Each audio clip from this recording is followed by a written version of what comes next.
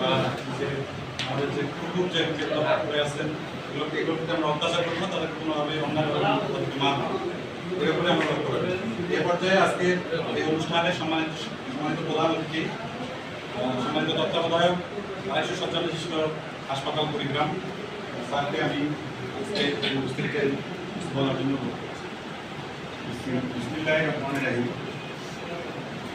আজকে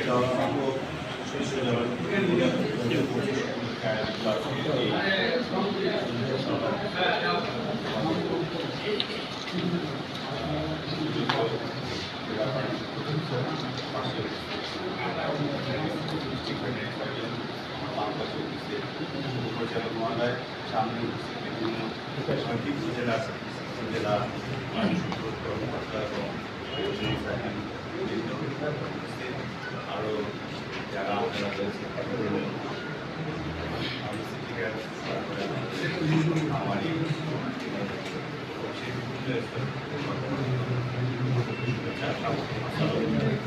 আমার পরিচয়টা দিই আগে আমি ডাক্তার